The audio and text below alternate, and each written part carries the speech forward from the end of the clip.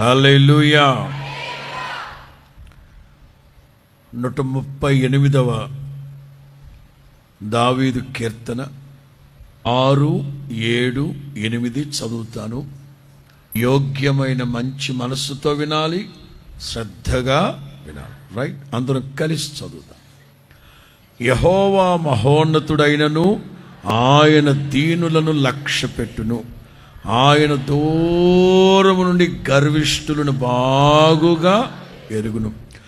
నేను ఆపదలలో చిక్కుబడి ఉన్నను, నీవు నన్ను బ్రతికించెదవు. నా శత్రువుల కోపము నుండి నన్ను రక్షించుటకై నీవు నీ చేయి చాపు, నీ కుడి చేయి నన్ను రక్షించును. యెహోవా నా పక్షమున కార్యము సఫలము చేయును.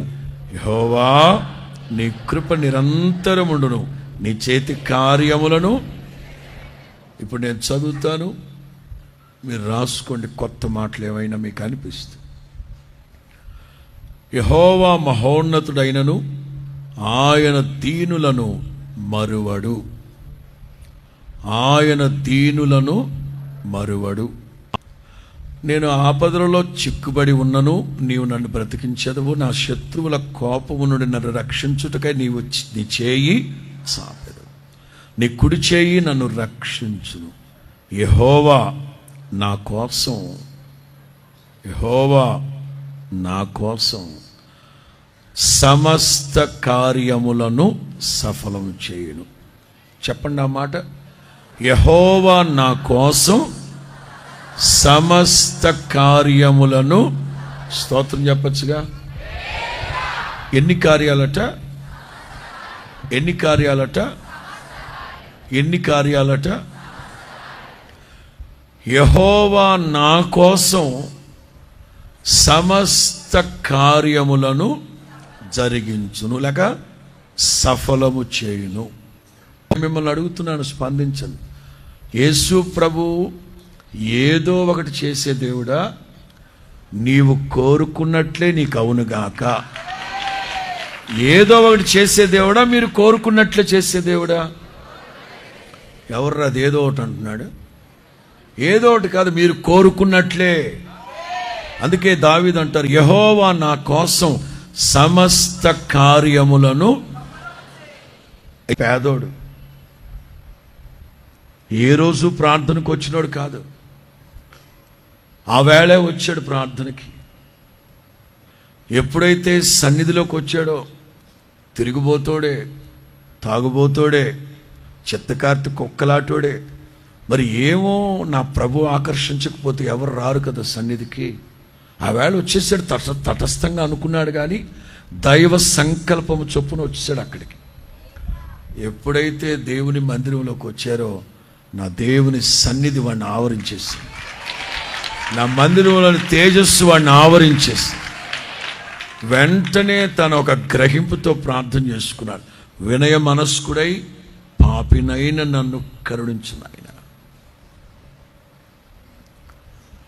యెషయా గ్రంథం 57:15 వాక్యం.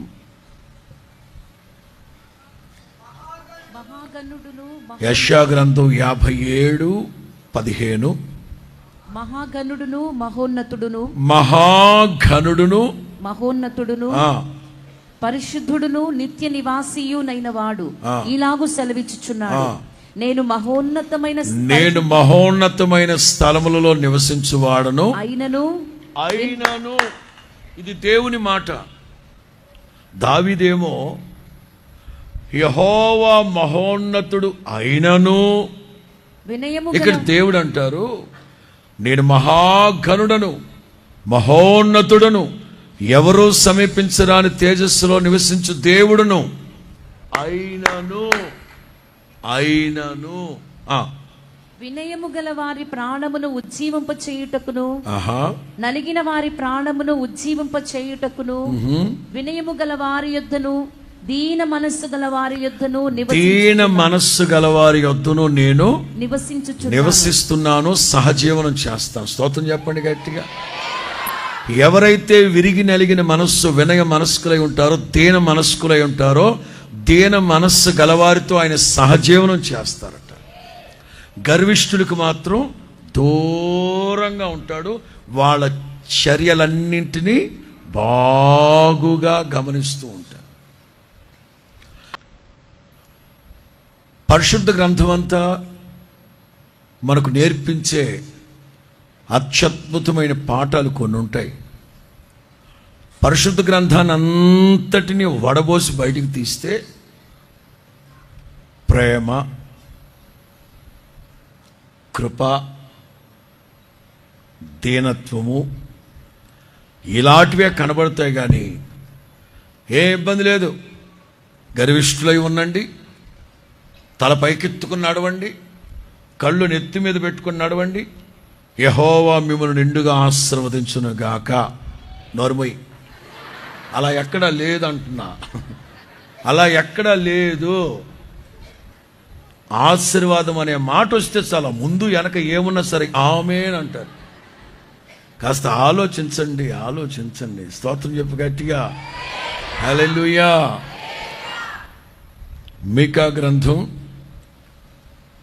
6వ అధ్యాయం 8వ వాక్యం. Book of mica chapter 6:8. మనుష్యుడా, ఏది ఉత్తమమో అది నీకు ఓ తెలియజేయ. మనుష్యుడా, ఏది ఉత్తమమో అది నీకు తెలియపరచబడింది కదా. న్యాయముగా నడుచుకొనుటయు, న్యాయముగా నడుచుకోవడం, కనికరమును ప్రేమించడం, దీన మనస్సు కలిగి. ఏ మనస్సట? దీన మనస్సు కలిగి నీ దేవుని ఎదుట ఇదే కదా దేవుడు కోరుకున్నది, ఇదే కదా యెహోవా నిన్ను అడుగుతున్నది. నీ దీన మనస్సే నిన్ను ఆశీర్వదిస్తుంది. నీ దీన మనస్సే నీ ప్రార్థనలు ఆలకింప చేస్తుంది. నీ దీన మనస్సే నీకు ఖ్యాతిని కలుగు చేయునుగాక. నీ దీన మనస్సే సమస్యలన్నింటికీ ఒక ముగింపు కలుగు చేయునుగాక. మన ఆరాధ్య దైవమైన యేసు క్రీస్తు దీనుడు, బహుదీనుడు. అపోస్తలుల కార్యాలు 8:33. ఆయన దీనత్వమును బట్టి ఆయనకు న్యాయ విమర్శ దొరకకపోయెను.